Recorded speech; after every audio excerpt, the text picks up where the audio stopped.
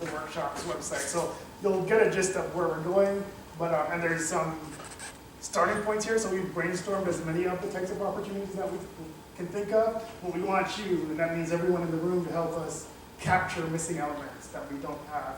So again, we're going to be working here. I'm going to need one person to volunteer to be the scribe. So for things that people volunteer that we don't have captured, I want you to write it down and get it to me so that I can capture it and create such a category. So Strelana, you look like you want to be the scribe. Yes, yeah, I can tell, I can tell. So, right, again, the idea is that anything that is not captured on the screen, you can write it down so that we can capture it later, right? So the first thing we want to talk about are opportunities, technical opportunities. You'll see there's both technical opportunities and what we call professional development opportunities for you. We're going to first talk about technical opportunities that are available at your home institution for you, right? So for the undergrads in the room, who's familiar with the concept of a research assistantship? Who's not? Can you repeat the question? A graduate research assistantship. So when I was an undergrad, I was not familiar with this concept. In fact, I think I became familiar with it possibly within the last semester as an undergrad. Does anyone want to explain what it is? Who here is a graduate research assistant? So help us understand what it is. So I'm a PhD student. I get to work with my advisor. And I cover with my specific courses, but along those courses, I also do research with my advisor. And I get paid for that, so I'm a research assistant as opposed to a teaching assistant. Right. So, Those are the two ways to get funded. right. So it's a paid research opportunity, right? You're going to have an advisor. He or she will have funding for various projects, and you will help them execute the research on that project, right? So it's a technical opportunity, and by virtue of helping them execute that research, they do things like pay your tuition, they give you a relatively healthy stipend, it's often fees, usually there's a good student insurance package in there, so that's one opportunity that's available to you. Sure, yes, everybody chime in. Everybody's chiming in.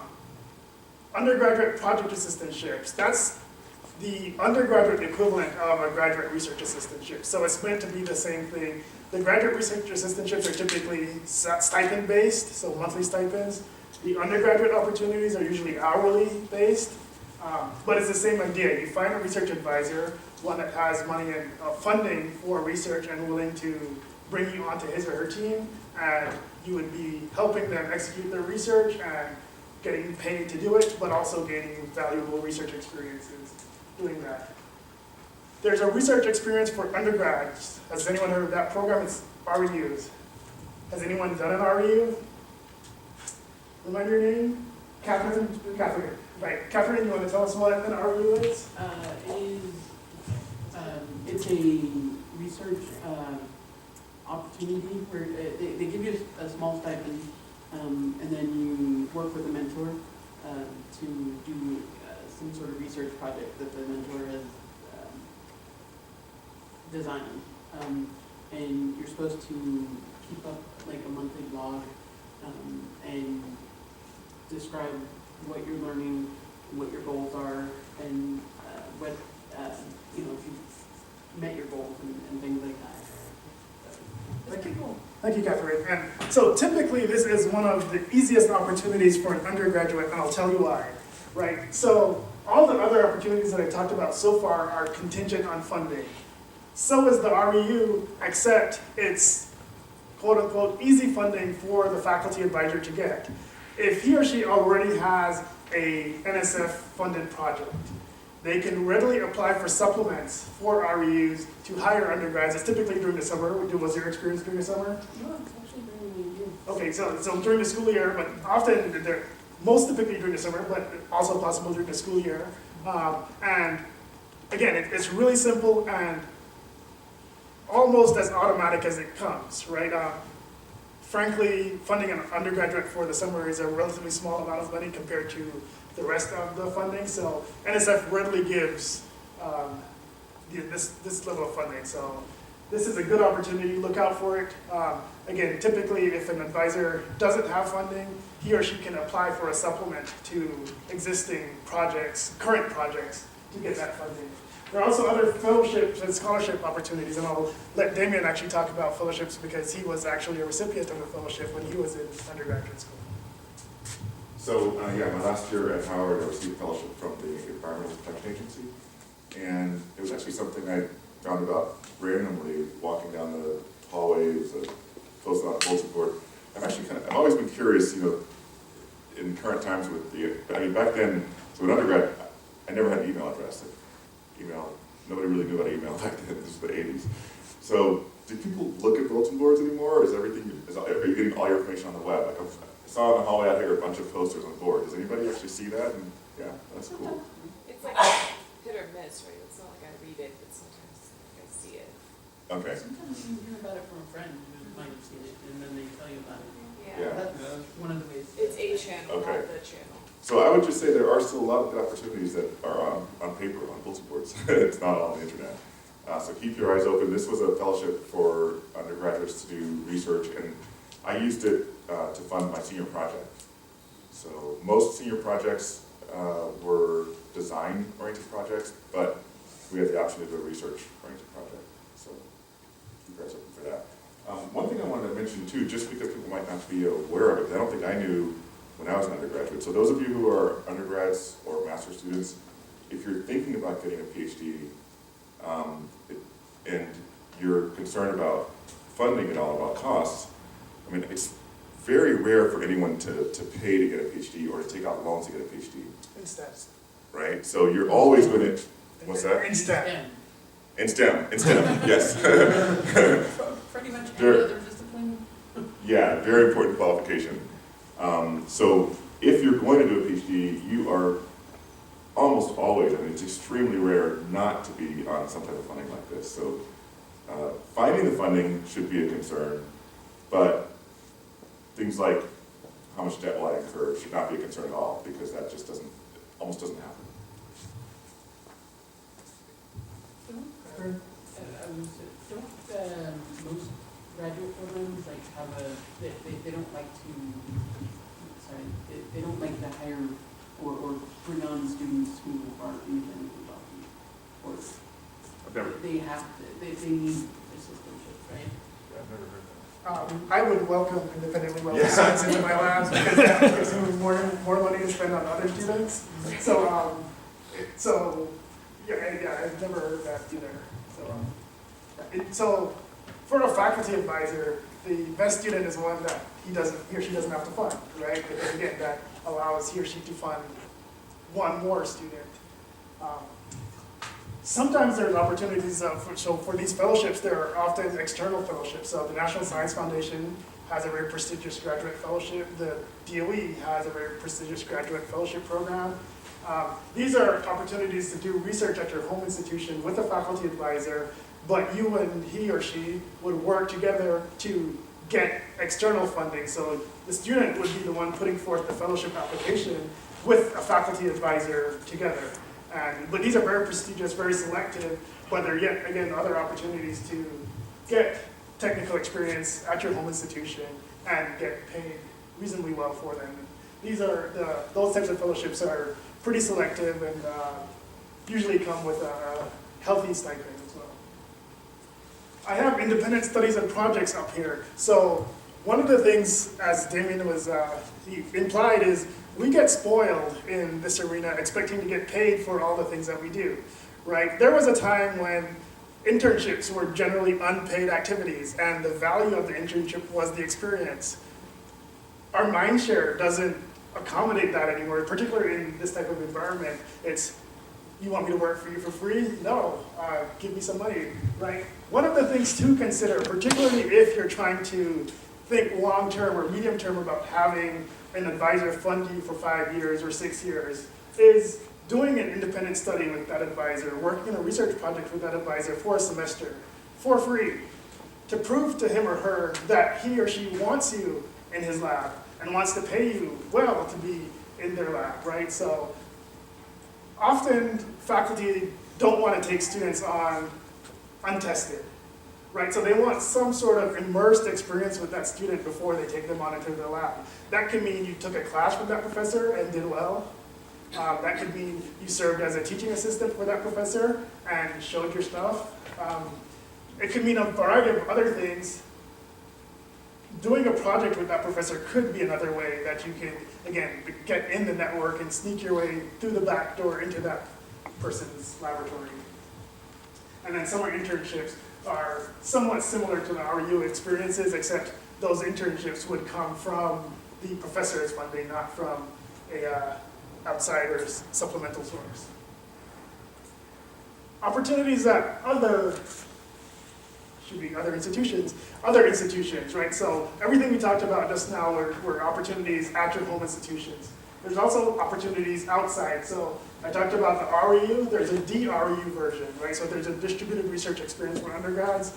The way this one works is both mentors and mentees, proteges, apply to this program. Like mentors usually apply saying, here are projects that prospective students can work on, and the proteges apply saying, here's my expertise, here are things that I'm interested in, and there's usually a pairing that takes place. And the mentor and the protege are typically at different institutions, right? That's the distribution part of it. And this is a very popular program as well. The funding generally doesn't come from the mentor. It comes from the National Science Foundation indirectly through other agencies like the Computing Research Association, the Coalition to Diversify Computing. Those are actually two co-sponsors of this event here. And there's other agencies that help to sponsor that opportunity. There's summer internships, of course. We just heard a lot about internship programs at the labs. There are internship programs at industrial places. Summer fellowship programs as well. There's the Google Summer of Code. There's a variety of other types of opportunities available outside your institution. Are there things to add to any of the lists that I talked about? So are people aware of other opportunities within your home institution or outside your home institution?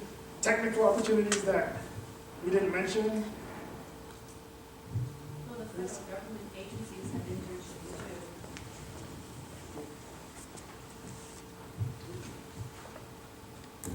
Well, federal government agencies have internships too. Like last summer, I worked in the technical research lab for the Federal Trade Commission doing security research. Yeah, so you can find all that stuff on the list of jobs.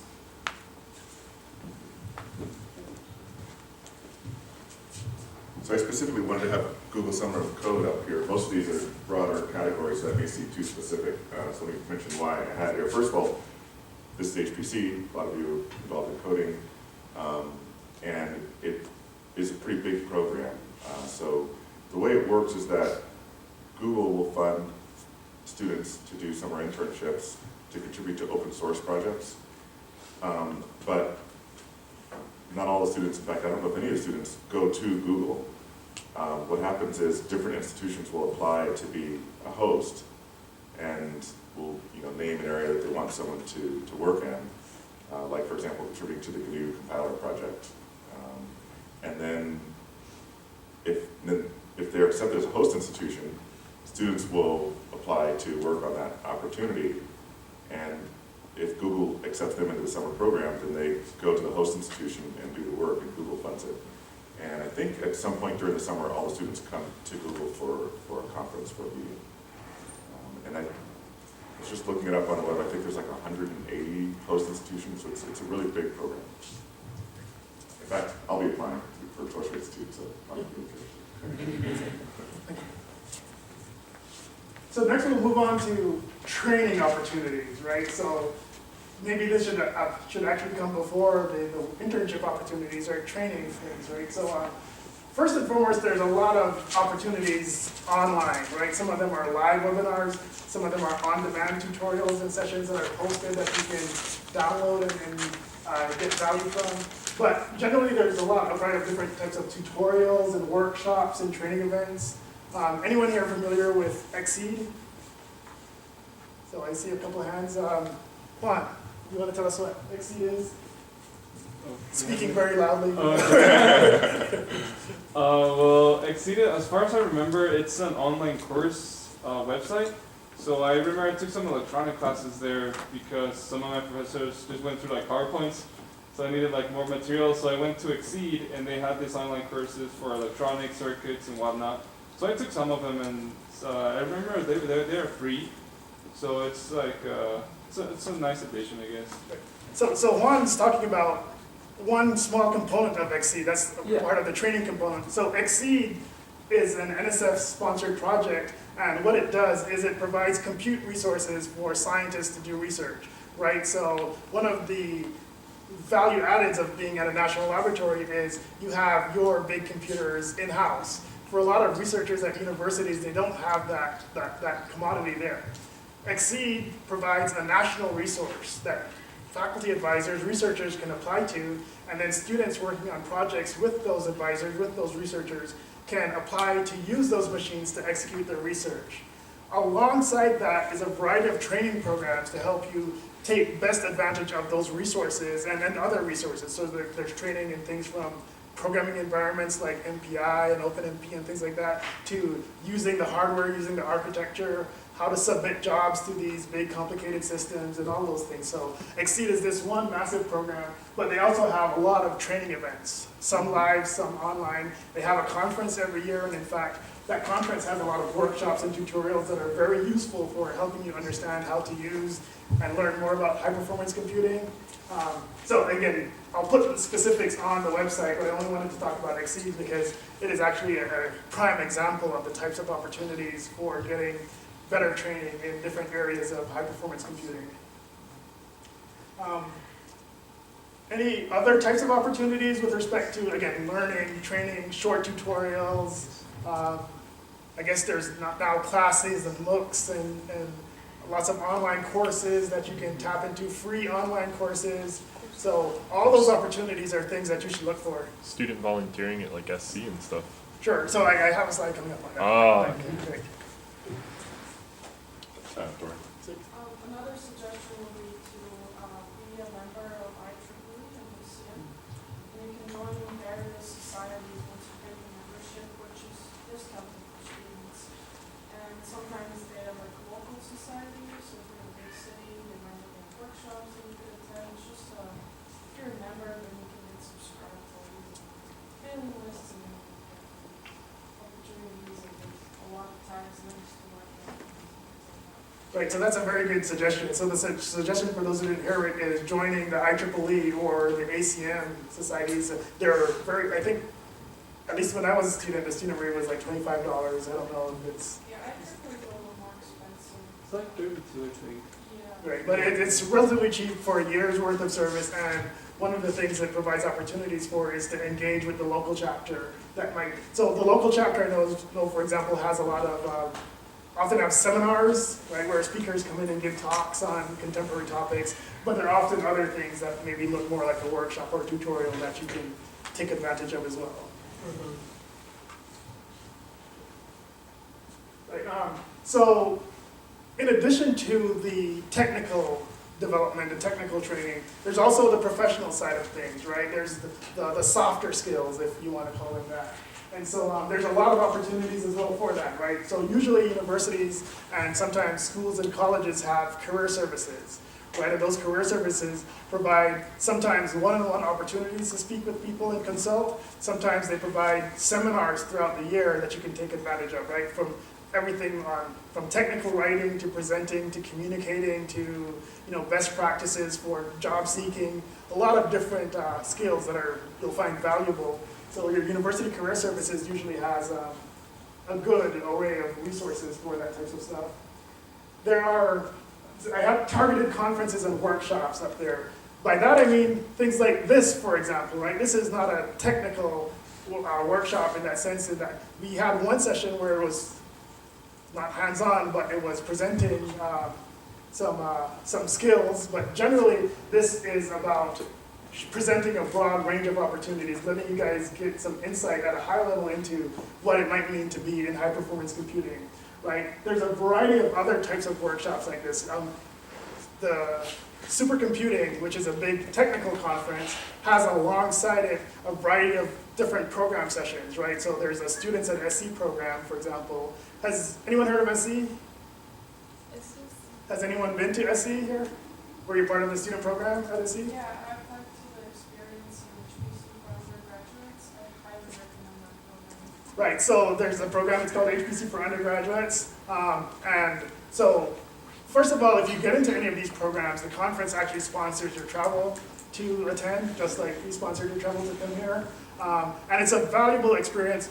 The HPC for undergrad experience, for example, had sessions that were targeted on, again, learning more about HPC and what it means to be an HPC, but it's co-located with a bigger conference. And what that means is you also have the opportunity to engage technical material at the conference in addition to the soft skills that you would get at the particular sessions for the program that you're in. Right? And there's many other types of opportunities like that. The Tapia conferences, anyone ever heard of Tapia conference? 1, 2, 3, 4. Anyone been to the Tapia conference? So the Tapia conference is also, it's a technical/professional conference. It's called about a celebration of diversity, so it's all about diversity and inclusion as well. But they have a wonderful array of workshops and panels and such again. Some of them are technical. Actually, the panels and workshops are in 3 broad categories. There's a technical, there's a professional development, and a broadening participation. Right, and so all the events fall under one of those 3 tracks. And it's, again, a wonderful array of professional development opportunities presented to you. And then there's often seminars and workshops that people hold that your universities might host as over the year. So these are other things to look out for. I believe I almost forgot to mention the Sustainable Horizons Institute, so make sure you search that online, Sustainable Horizons Institute. So that was founded by Dr. Marianne Leung. She's a computational chemist who's been involved with the SC conference for a number of years. And a couple of things they do. One is holding broader engagement workshops at the SCIAM conference, it's the Society for Industrial and Applied Mathematics. And the broader engagement program is designed to bring in a diverse and inclusive group of students into the conference and introduce them to the field. Except it no longer exists. No, I'm talking about SCIAM. Oh, okay, gotcha. Yeah. There used to be a broader engagement program that was part of the SC conference as well. Another thing that Marianne started that's growing rapidly, I think, is she started a program at Lawrence Berkeley National Laboratory that it started last year, and now it's expanding to 2 other labs. I think Los Alamos and either Oak Ridge or Sandia. And this is a program that brings in faculty for the summer with their graduate students to try and foster new collaborations. And it's specifically aimed at diversity and inclusion. So that's something to be aware of as well. I definitely would check out that program if you're looking for summer opportunities. Is that the visiting faculty program? It is. So there are 2 components to the program, but there is a visiting faculty component and a component for students as well. Yeah. And in fact, I think the core idea is that a faculty, mentor, and mentee participate in the program and then engage in some longer sustained research relationship. And this, what she's putting together is the new element of it is that it's centered around diversity and inclusion.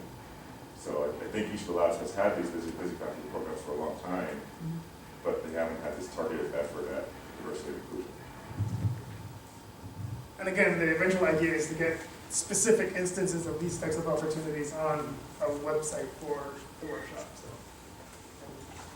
So this is the last slide that I have. Are there any types of opportunities, specific or general, that I've missed before we move into the Q&A section? The NSF has something called Boost.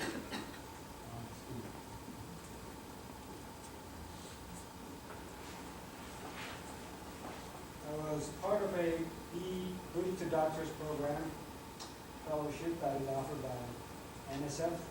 It's a prestigious scholarship that allows you to at least get started with your PhD if you're undergrad or master's. Okay. STEM programs. And it is, I believe, organized every year. And the award amount is up to $1 million for 12 students. Okay.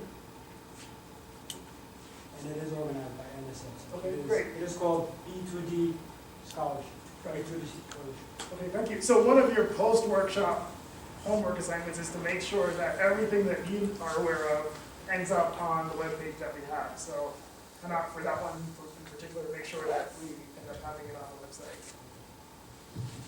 Okay, so anything else? Any other comments or questions that you want to chime in at this point? Juan? There's a program called LSAP, I think it's Louis Stoke Alliance for Minorities program, something like that.